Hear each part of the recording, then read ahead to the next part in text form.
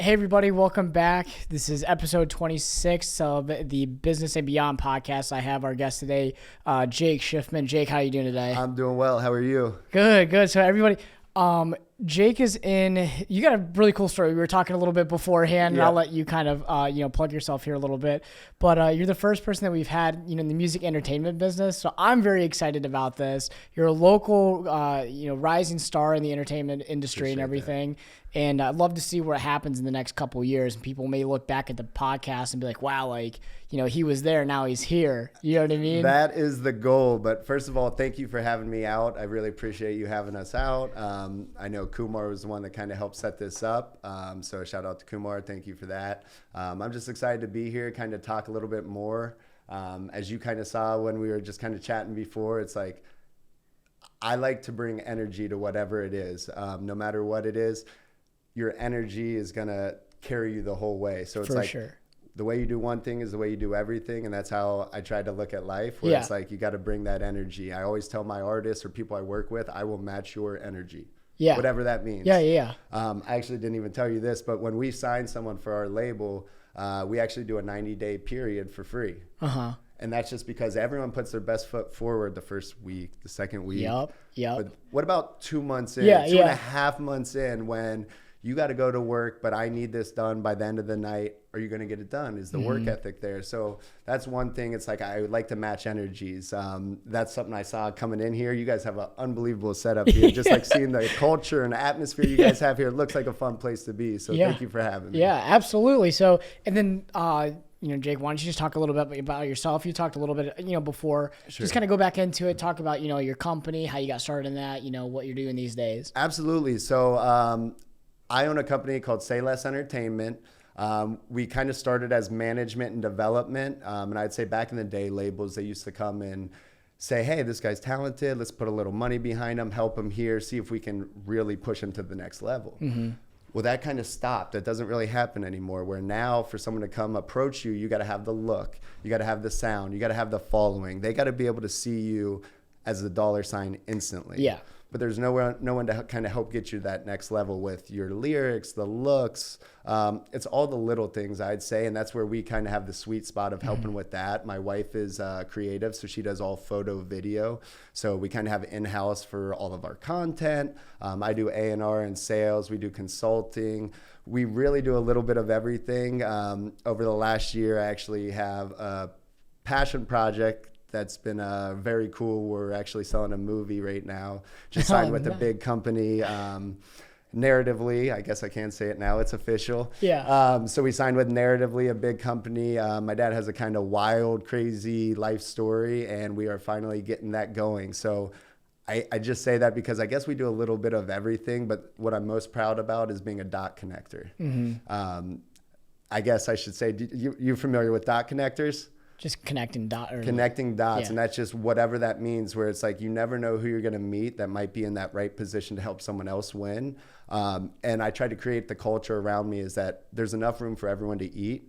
So together we all rise. So it's like, rather than trying to be upset that he's shining before my shine, no, cheer him on, help him. You never know where you can help, and that can create business coming right back to you. So it's kind of a special thing of just give and take. But I would say that's the most important thing, is dot connecting, because the most important thing, no matter what the business is going to be your relationships. Yeah. And I always think it's good to just, do good unto others without expecting anything in return. You know what I mean? Because eventually good stuff usually does end up happening. Absolutely, right? And but if you don't do it for anything, right, you create that expectation. Yep. Things will eventually boomerang right back to you. Exactly. You know what I mean? I actually, the last 6 years, I was working for a big Fortune 500 doing outside sales while also doing my business. And I got this I guess it would be wisdom that I got from someone. Juice, he's a producer out in LA. He works for Universal.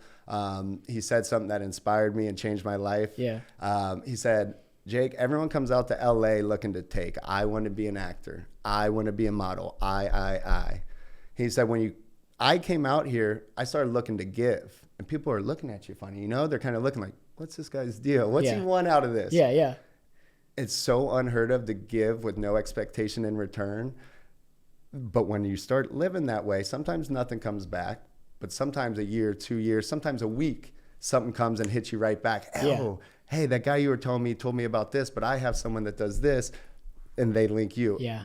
That is the biggest key to success, and just your name is everything. So such a tight community, whatever your business is, usually a lot of the time everyone knows each other because they have to work with each other, working around each other, whatever it may be. So be careful what you say, and just realize your words really do handle or carry weight. And is that kind of like the foundation which you built, Say Less Entertainment on then? Like kind of your, quote unquote culture, your quote unquote, mission statements? Absolutely. I would say that's exactly what we took. I learned what I loved from the business aspect of my 9 to 5, and I took it over to something that I truly love, which is entertainment. So you just kind of paired the two together, and it's just kind of a breath of fresh air when you're not used to having people that are honest and upfront. And I don't know. The big thing I do is I hate when we're working on a project, right? And I'm supposed to get something done, and I miss the deadline.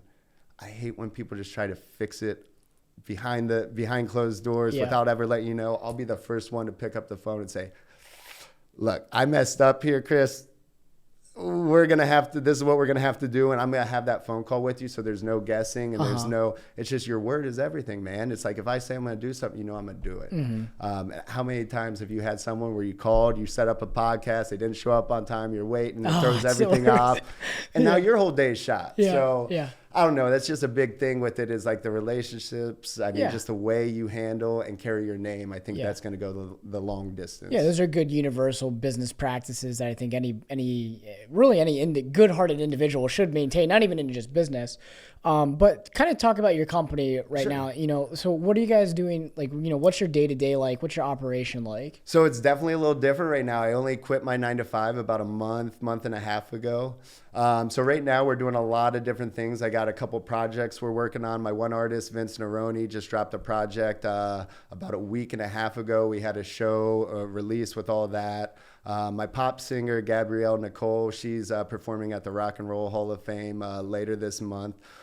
So today I just left a photo shoot right before coming here. So my day-to-day is honestly different every single day. I don't have an office. I kind of work on the go, whether it's at home or at the studio. So sometimes it's setting up studio time, photo shoots, coming up with a marketing plan for a rollout, a 3x3. It's just really a little bit of everything.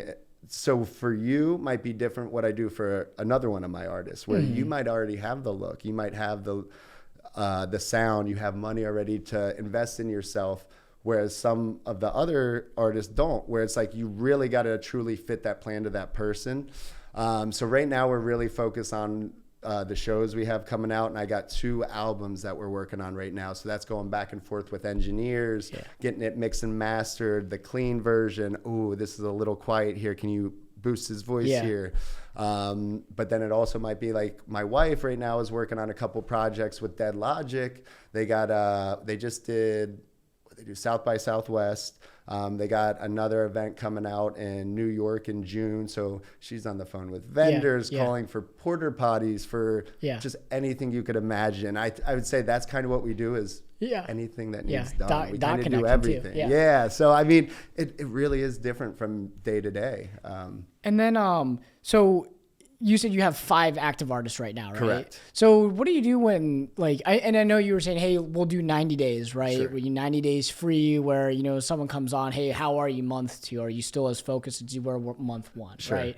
And, but how do you go ahead and say, like, how do you differentiate, right? If this kid, like, maybe it's a young kid and you're like, man, this kid's got skill, he's very good, but maybe they're a little undisciplined. Do you kind of go through that mentorship and stuff and kind of help them through that? Whereas maybe you have somebody who's very disciplined, but, you know, they want to do really well, but they just don't have the skill. Like, you know, is everyone different? How do you kind of cater to that? It definitely is different with everyone. And I think that's like a big role of it, is kind of, I wouldn't say I'm a father figure or anything like that, but it's like, that mentor is definitely something that's very heavy in what I do. Even from if we're in a music video where we got a live show coming up, I'm the kind of guy that kind of helps even like with your body movements and how you should walk in and all the little details. So it's like, that's what's kind of cool with it. I do all that stuff on the music side, but I also try to help on their personal side. I try to teach them how to have a budget if they don't know how to have a budget. Really? We try to go more and much deeper than music. It's trying to make them a better person and make myself a better person through the process. So it really is a mentorship, and kind of what you touched on earlier on. It's the culture that comes with everything. When I tell you to do something, you know I would do it. If I ask you to sweep the floor, you know you've seen me sweeping the floor before, because there's nothing I'll ask you to do that I wouldn't do myself. And it's kind of leading by being a servant. So a servant leader, that's something I took from my 9 to 5 way back when that they talked about, and I thought it was so odd, a servant leader. Yeah. What do you mean I'm going to lead by serving? Yeah. But then I saw it. And something I write in my journal every day is, if you can see it, you can touch it. If you can touch it, you can have it. So when I saw someone lead me by serving, I said, oh, this is different. He makes me feel different. I want to work harder for him. I'll run through a brick wall for that man. Yeah. Well, then I started doing it myself in my music side, and I saw how my guys got behind me and they believed in everything that we were doing. The momentum was so crazy. The energy in the rooms, you could feel it. And that was something I realized, we got something here. And that goes back to giving with no expectation in return. I meet people and they're just like, something's different with that guy. You're 100% right. When I was a junior and senior in high school, right, I worked at CC's Pizza. You remember CC's Pizza? See you later. Oh, I remember. Yeah. So CC's Pizza, right? And I always say this story to a lot of people. Now, I had 2 managers, right? Okay. So 2 different managers whenever I worked, like Fridays and Saturdays, and one of the bigger nights that you'd have. And so I worked as a sanitary assistant, the guy that comes around with the cart and takes your plates and everything.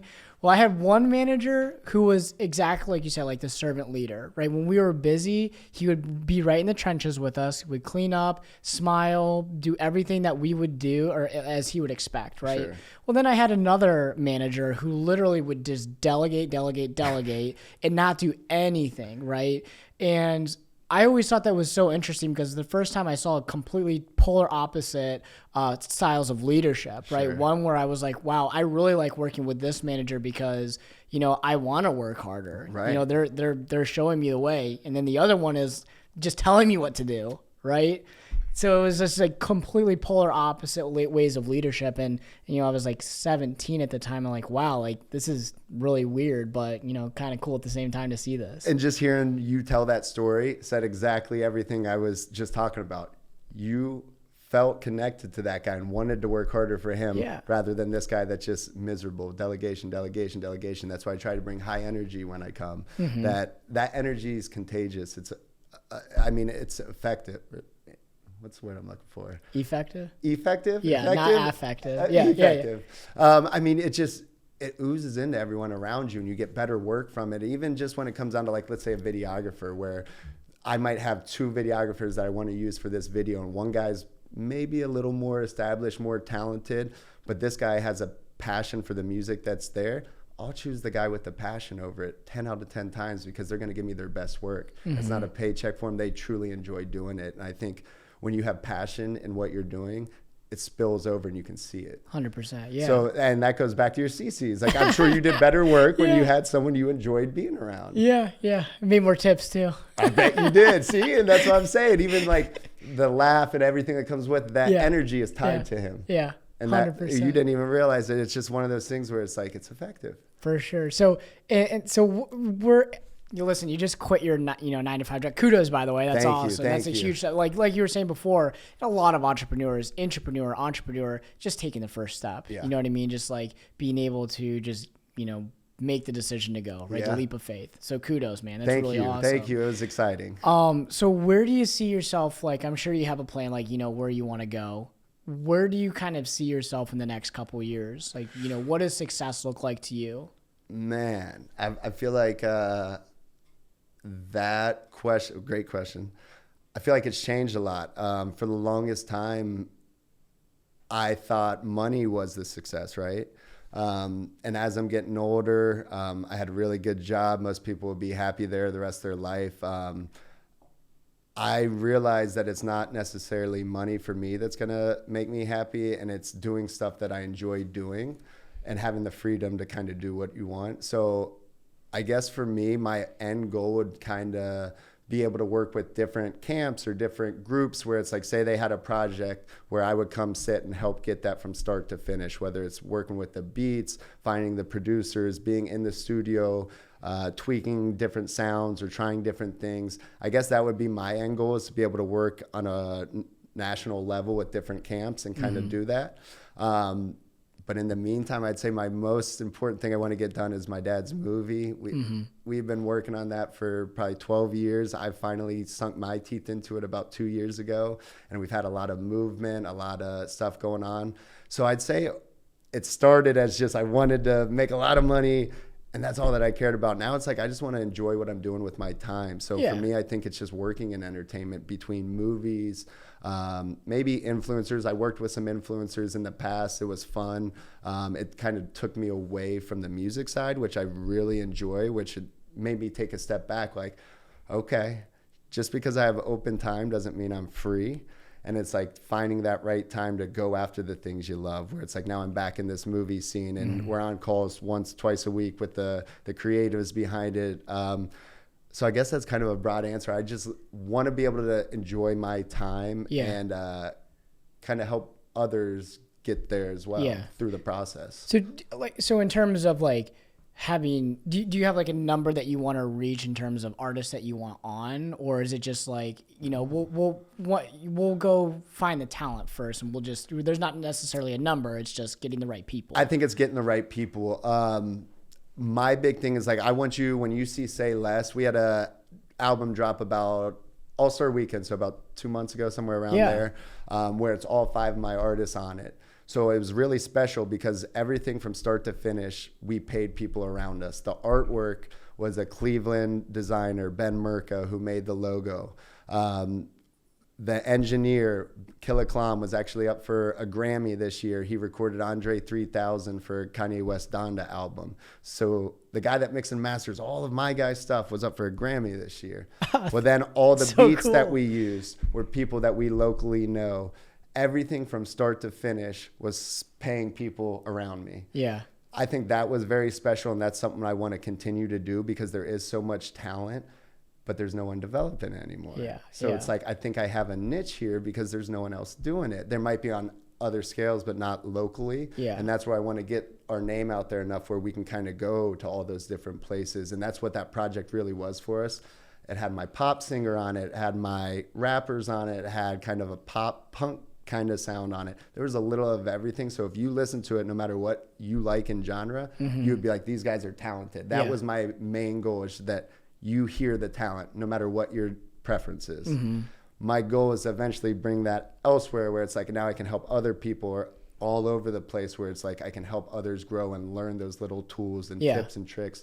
I'm an open book. I don't keep any secrets. If you ask me how I do this, I'll give you exactly how I do it.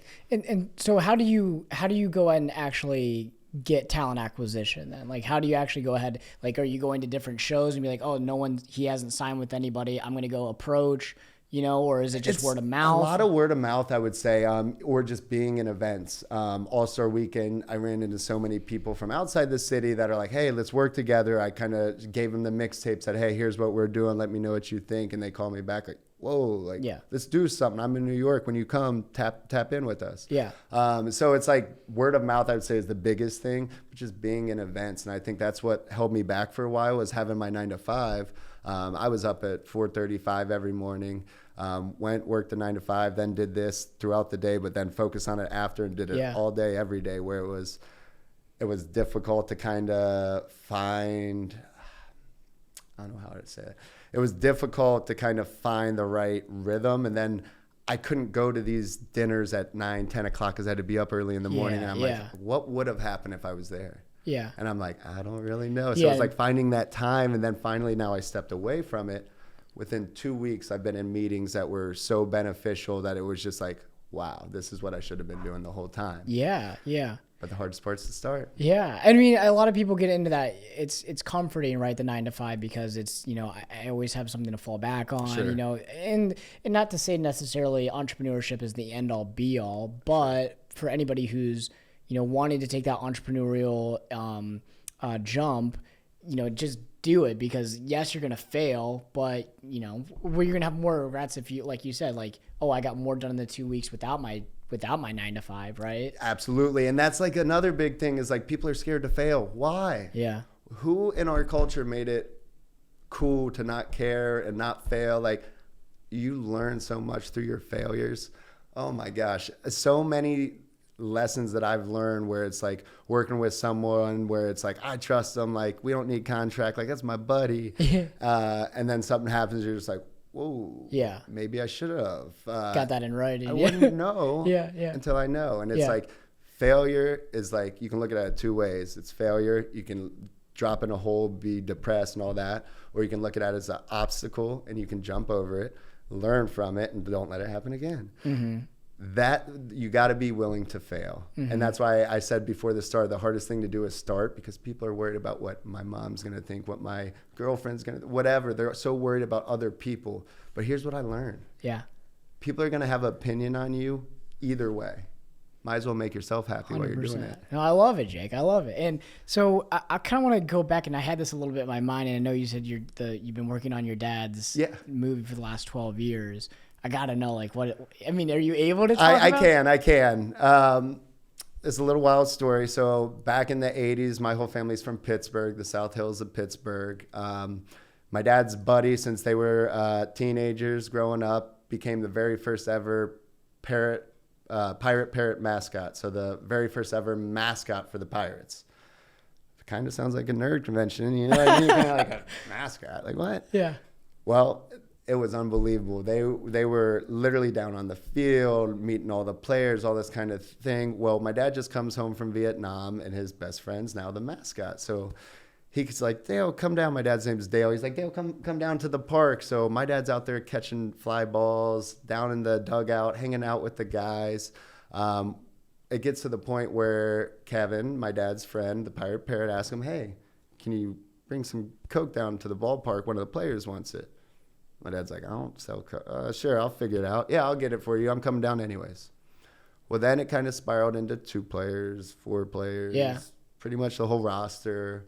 Got so big, the teams that were visiting knew about it. They were getting it for them too. The whole major league was infested with cocaine. Yeah. So for all of us, like around our age, we remember the steroid era. This was the steroid era before the steroid era, and it was cocaine. Well, a federal grand jury got together because the league was getting so sloppy with it that they started slapping players on the wrist. One would rat, and they just went down the list. Well, my dad's best friend, Kevin Koch, the parrot, wore a wire on my dad, and my dad got pinched. So my dad went to jail. He got sentenced on 111 counts of distributing cocaine. And while he was in jail, he found Christ, became a born-again Christian. And when he got out in a 2010 or 2011, Brian Gumbel from HBO Real Sports flew him out to go see Kevin for the first time since this whole thing went down. And I think this is the beautiful part of the story, is that when my dad saw him for the first time after 20 plus years of this going on without hearing a word from him, he looked him in the eye and said, look, if God can forgive me for everything I've done, I forgive you. And he dapped him up to this long 5-minute handshake with each other, and he just burst into tears, and they're friends to this day. That's who I'm on these calls with both of them, having these phone calls now, selling it. So it's the story of redemption, betrayal, redemption, celebrities. That is like the big shell of it. Imagine Wolf of Wall Street, like that scene when he's on the Quaaludes trying to drive home. Imagine a whole story littered with stuff like that. Yeah. And I just gave you the broad shell. Yeah, yeah. So it's literally awesome. We just signed with Narratively. They're an awesome company. They got some really cool things going with some extremely big names, which I cannot say because they're not out yet. Yeah. I'll tell you offline, but it's happening. So what's really cool is for the longest time, people were trying to sell this movie as a baseball movie with drugs. And that's when finally I got involved in. I said, no. I've heard all these stories growing up my whole life, like all the wild, crazy stories. Like, that's not normal, Dale. Like, this is a drug movie with baseball. Jeez. And as soon as we started pitching it like that, we started getting all these phone calls. We started working with this one guy, and as soon as we started working with him, we had 3 other phone calls, and then someone heard about it from another agency, and it was just like, okay, stuff's shaking in Hollywood. What's going on here? Yeah. And now with Narratively, they're shopping it to the different platforms, Netflix, Hulu, HBO, all that kind of thing, working on it, where we'll then create the script and go with it from there. But yeah, so it's kind of a wild story, and I can get into it a little bit more later with you offline. But yeah, I'm excited for it because it's just one of those things where it's like, it's very special, whereas I'm not as close with my dad as I'd like to be. But like the thing that kind of tore our family apart now 10 years later is bringing us together more than ever. So it's kind of, I have my own redemption story in it, where it's just going to be an unbelievable story once we get this made, man. Yeah. So I just can't wait to share it with the world. Yeah, if that thing ever blows up, people got to come back to this podcast and be like, oh my gosh, they were talking about this like 2-3 years ago. And that is the plan, my friend. That is the plan. Between that, the music side, my wife and her production work, she's been hired from Coachella to South by Southwest. She's been grinding. What's been really cool is that like I worked that 9 to 5 so long to support her. Well, now she's supporting me doing something she loves. So that was special, and it was kind of hard for me at first because I was always the breadwinner. So now for me to take a step back and her, but now what's like really made it special is that I love seeing her get that shine, and we're both shining even more because like she's doing such great work. I'm doing what I'm doing on the side, and it's like together it just makes a perfect picture. You kind of have everything in house now. So I don't know, that was definitely something that was weird at first, but I've accepted my role as a housewife for now. Well, you both seem like obviously you and the wife sound like pretty big hustlers and everything, you know, constantly wanting to get better. Do you guys have like entrepreneurship in your family, or did you guys learn this from a young age, or you know? I've kind of always had it from a young age. I remember I was homeschooled till 3rd grade, and in 4th grade, I went into public school down in Cincinnati. And I remember I got in trouble. My mom got called down to the school because I started a business. So that was when tech decks were real big. Oh, yeah. Well, my teachers were complaining because when the trucks would hit, it would make all these noises. So I said, okay. There was this skateboarding magazine called CCS back in the day. It would have all the new boards, shoes, all that kind of stuff. So what I did, I started cutting out the board, and I would just thicken like some tape so it was real thick like a tech deck, and I would put that label of the actual board on it and put clear tape to wrap it around so you had like actual decks. So now when you're doing all your tricks and everything, there was no sound. Yes. So the teachers couldn't be mad, but they found a way to be mad, and I got in trouble for selling these on school property. And my family came in like, how can you be mad? It's not like a bad thing. It's not disruptive. And he's an entrepreneur, like in 4th grade. So that I remember that was my first venture. I was selling stuff in high school, different like air fresheners, selling shoes. I've always been in it, whereas Jacqueline kind of was the opposite way. Her dad was an entrepreneur. He has his own business where he did like fleets of vehicles, gas cards, that kind of thing. And he's kind of pivoted into electric charging now. So he kind of had that entrepreneurial skills that he's always had, and she kind of saw. But I guess she kind of thought she was going to go down the route. We both went to Miami. She had a degree in psychology, wanted to be an occupational therapist, had great grades, couldn't get into grad school right away, or not the one she wanted. It was kind of a step backwards, like, oh, shoot, well, now what? Well, she kind of started doing social media for free. She had interest in it, kind of liked it, fell into a production job, and now doing what she loves, where it's like, I don't think she ever even thought that was a possibility. She always said she wanted to own her own practice as an occupational therapist, but I don't think she ever had a true business plan together, any real thoughts with it, until we started doing the creative world, where it's like she didn't feel like she was creating a business plan. She was just thinking of everything that could go wrong and fixing it. And so it's like almost her brain worked so differently when it was something that she loved compared to business. Yeah. Where it was like that passion separated business and all of the problems that could arise, where she was looking up all the answers. YouTube is your biggest friend. Google and YouTube, you can learn anything. Anything and everything. YouTube University, go there. Everyone has access. Like, that's where we learn most of the stuff, where it's like the people that you reach and you meet around, where it's like, I didn't know how to start my own business. But then it goes back to your relationships. I reached out to those people that had their own and asked them how they got started. What were your biggest mistakes? What was for me, it was like scaling up too big. Like, I didn't want to scale up. Like, actually last week I had a buddy from the gym ask me if we were doing any interns this year, and I'm set up to give a college credit for that, but I didn't feel like I was going to be able to give that kid as much as I could this year. So I said, try with me next year, because I honestly didn't want to waste his time or not give him the value that he was looking for, where you never know where you can kind of fit those in, where a year down the line where it's like I needed a videographer. Well, now I can hit him up. I know he's not really practicing yet, but that's his goal and that's what he wants to do, where it's like I can give him an opportunity now. So it's like you never really know where that inspiration comes from either, where it's like sometimes you don't even know. The lady at the gas station, that right by my house, we had an album drop and she was like, I love the project. And I walked in, I was just like looking like, what? Oh, you heard my project? And she was like, yeah, it was the coolest feeling ever. And it's like, she inspired me that day. She had no idea, but she inspired me. So it's like, you never know where you can draw inspiration from. And it's like, I think my wife saw it from the creative world, and that's why I'm trying to give it back. Yeah. I always say I didn't grow in Cleveland, but I grew here. Yeah.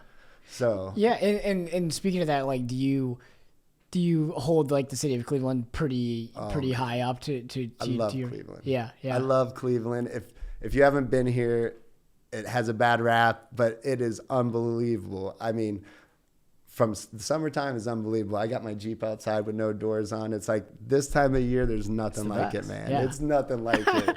Dude, but like even so, and now that I think of it, being in the music industry, does it kind of give you more inspiration knowing how many great artists have come out of the city, or Akron and Cleveland area? Sure. You know what I mean? Does that inspire you to be? Or hold you to a standard rather? 100%. I've told this story only to my wife and my parents before, I believe. I just remember there's this time I was shooting basketball hoops. I was probably in 4th grade, listening to music out in the snow, shooting hoops. And I just remember thinking to myself, like, there's no way I could ever like do anything, because I grew up in Fairfield, Ohio. And then like years go by and I'm sitting here and it's like now I'm bumping shoulders with engineer that's got a Grammy. My wife has done a lot of photography stuff with like different athletes and stuff, from the Paul brothers to the Russo brothers, to Cavs, Indians, all different kinds of people. Whereas like if I'm bumping shoulders with them, if I can see it, I can touch it. Yeah. So I can touch it, I can have it. Where it's like I had that feeling in my heart way back when that there's no way I can make it from here. And then I started seeing it around me where I was like, okay, you can make it from wherever you are. And like, I think technology has played such a big role in that, where it's like YouTube University, you can learn anything you want to do. Like you can learn a skill if you put the time in, and it all just comes to putting the time in. And going back to where I said, like, I will tell you my whole blueprint, no matter what it is, because 90% of the time people won't do it anyways. And my big thing is like, if I give you my blueprint and you outwork me, bravo. You deserve it. But I'm betting that you're not going to outwork me. And that's like what I'm going on. And if you do, congrats. Yeah. And I'll see you at the top. Yeah. And you're right. There's so much information. There's so much I feel like in our society today, you have more opportunity to make a name for yourself, to be able to break a social economic barrier than you did 20, 30, 40, any period of time beforehand, because you have so much access to information, right? And you have so much, access to connections. You know what I mean? Like you said, and I love what you're saying. Like if you can see it, you can touch it. If you can touch it, you can have it. I love that. That's so good. Thank you. I write it every day, man. Every single day. Yeah. And I'm gonna have to write that down too. So, my point being is, you have such easy access to information, right? But a lot of people just don't act on it. And I think especially like millennials, right? Yeah. We just, I don't know if it's just that we're more quote unquote lazy with it, but again, it's, even though you do have the access, you have to be able to put the hard work into. Sure. You have to be able to put these things into practice. Like learning it just to learn it isn't enough. You have to be able to actually put it into practice, right? Man, action is the biggest part. Yeah. You can have all the knowledge in the world. If you don't act on it, it doesn't matter. And that's what it's like. It blows my mind. Sometimes you have all this at your fingertips and you talk to people where it's like, I want to do this and this.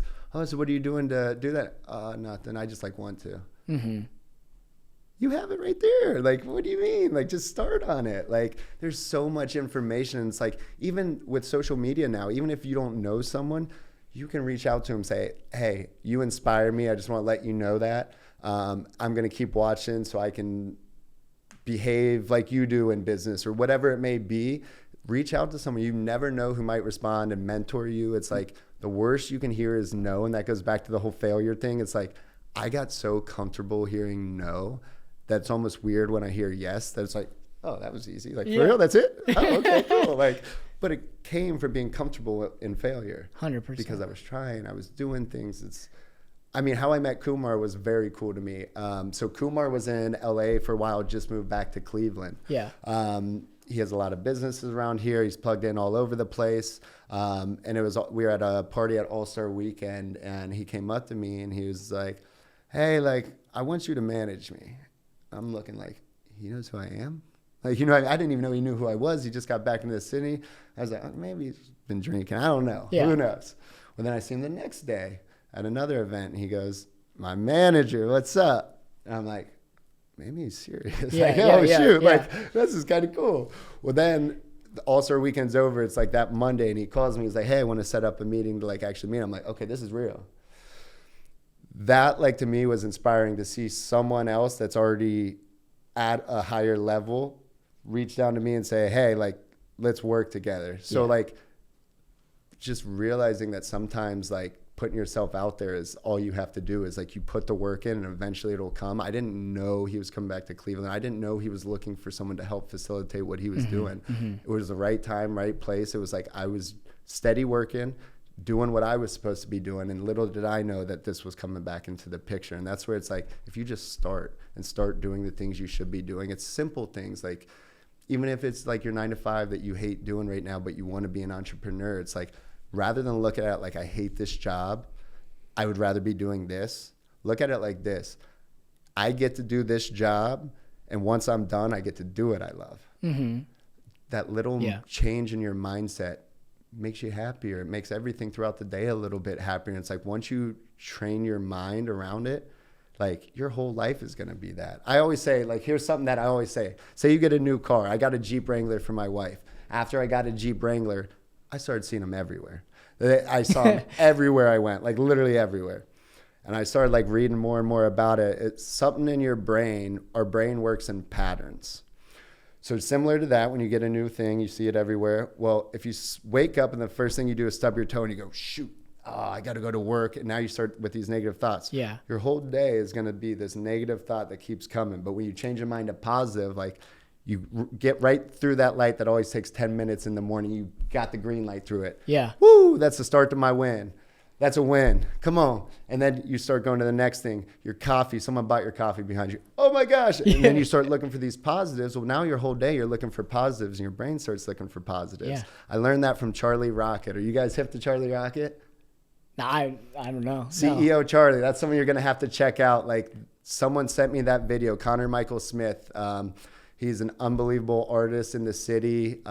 He actually was on like ABC. I forget what it was. It was like a boy band show, and they won it.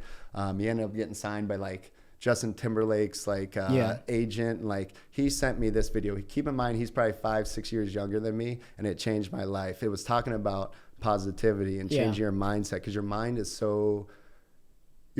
so powerful, and I don't think we realize it. We put ourselves into these programs where we just keep spiraling and don't understand why we're getting out of it. Mm-hmm.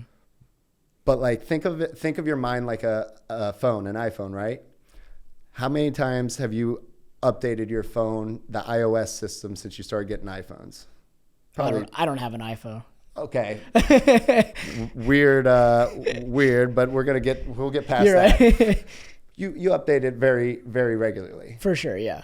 How often do you upgrade your personal iOS? How often do you sit down and meditate or take the time to just have moments to yourself, or to work on being a better person, or work on changing your work ethic, or whatever you want to change about yourself? How often do you take the time to actually upgrade yourself? Mm-hmm. And that's what someone said. It was like, you don't upgrade you upgrade your iOS every year, but you don't upgrade your personal one for 15. I was just like, oh, wow. Yeah. Yeah. Wow. Yeah. And I love what you're saying. Like, you're the sum of your thoughts, right? So if you're constantly thinking positive, you have a more positive outlook, you bring more positivity to a team. Sure. The team brings more positivity to the company. The company has better profits, right? Ultimately. Yep. And that's why they always say, right, make your bed in the morning, right? Because it has that sense of positivity. It's the first task done for the day. It's completed. Right. So yeah, I mean, all good stuff. Yeah. All good stuff. Hey, and so as we kind of wrap up here, Jake, I always like to end with, and you've had great advice, and I like I said, I truly cannot wait to see what happens in the next couple of years and see where you're at. And I can't wait to see this movie too. I know. I'll give you some stories after. You're just gonna be like, yeah. But just kind of end here with just a bit of advice. For there's a lot of people struggling out there right now. Especially a lot of millennials. Geez, gas is almost at $5. You know what I mean? Yeah, I got a Jeep. I just told you. I know. You're crying on the inside. Man, I think I said it a couple different times throughout this, but I'll give you a few. So the one thing would be to start, whatever that is. Starting is the hardest part because, like I said, you're so worried about everyone else and what they're going to think or failure or whatever it is. But when you think about all those things you're worried about failing about, it's all in your head. It's all mental. It's like, I don't want to do this because I can't reach so-and-so. Who said you can't? You don't know who knows someone that might know until you start trying and going down those avenues. You have no idea. So trying. And then the second thing is just moving with integrity. I can't stress this enough. You can get the quick buck. You can do that all you want, but I'd rather make money with you year after year after year after year. And because down the line, when it comes down to someone that you don't know, you might have a blessing about to come your way and they talk to someone you worked with in the past and that blessing don't come because it gets blocked. Yeah. Don't block yourself. And by that, I mean, treat everyone with respect, whether it's the janitor, the CEO, whatever it is, and move with integrity and see what happens. Love it, man. Hey, well, everyone, that was episode 26, the Business and Beyond podcast. Jake, thank you so much for coming, man. Thank you for having me. Appreciate you guys, and look out for these guys. This was awesome. I'm sure they're going to have many great to come, so stay tuned. Yeah, thank you.